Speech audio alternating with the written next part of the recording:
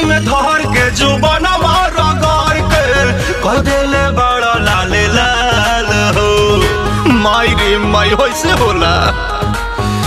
अरे जदि हम जनती तो बात नहीं मनती कैलो होली में बुरा हाल हो। नया तरीका से कह देला टीका तू खींच देला जान के अचरिया। ए राजा रंग डाल के भीतरिया ना सजनी गवाना के सड़िया। ए राजा रंग डाल के भीतरिया ना सजनी गवाना के सड़िया। ए राजा रंग डाल के भीतरिया। ओहो पगला गइल बड़ा का।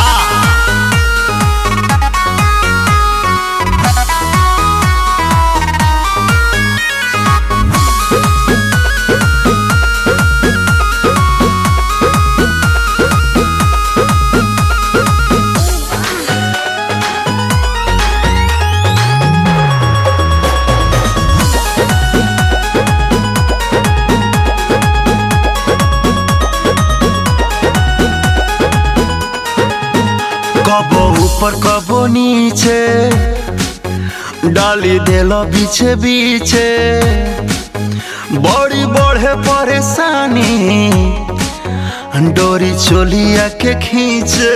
का करी फ्रिज में रख दी का हो। कबो आगे कबो पीछे डाल देला बीचे बीचे बड़ी बढ़े परेशानी डोरी चोलिया के खींचे। मन पगलाइल बा मुहवा रंगाइल बा उठल बाटे गल में लहरिया। ए राजा रंग डाल के भीतरिया ना सहजनी गवाना के सड़िया। ए राजा रंग डाल के भीतरिया ना सहजनी गवाना के सड़िया। ए राजा रंग डाल के भीतरिया जौन डाली हाली हाली रवा जौन डाली हाली हाली।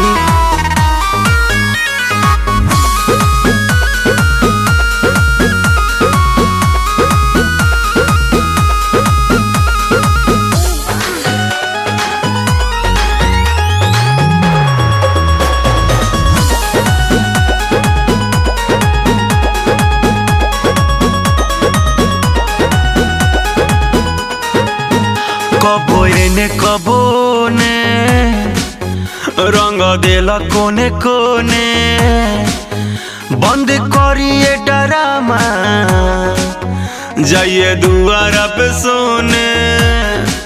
गैला की बनाइब मुँह बोका लेखा।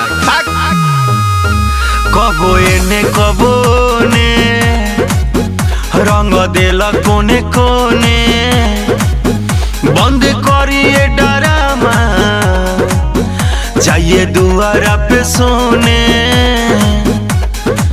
लगी न लाशा न होई तमाशा अब सट जाने आई के भिरिया। ए राजा रंग डाल के भीतरिया ना सहजनी गवाना के सड़िया। ए राजा रंग डाल के भीतरिया ना सहजनी गवाना के सड़िया। ए राजा रंग डाल के भीतरिया जान डाली हाली हाली।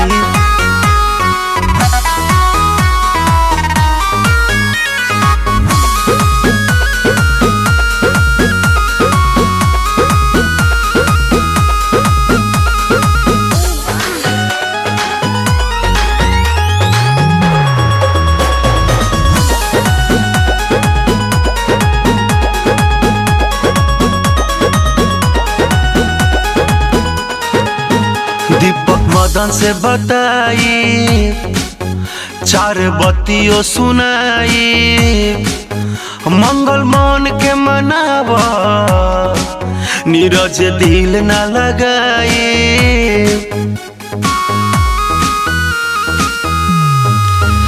एडीआर से बताई चार बत्तियों सुनाई मंगल मन के मनावा नीरज दिल न लगाई। अंगद मन जाए अनिल सुन संजय हो करिले राकेश हाथ से जोरिया ए राजा रंग डालना भितरिया ना सहजनी गवनक सड़िया ए राजा रंग डाल के भितरिया ना सहजनी गवनक सड़िया ए राजा रंग डाल के भितरिया फगुआ में गवना का करे आईनी नया तरीका से कह देला टीका तू खींच देला जान के अचरिया ए राजा रंग डाल के भितरिया ना सहजनी गवना के सड़िया ए राजा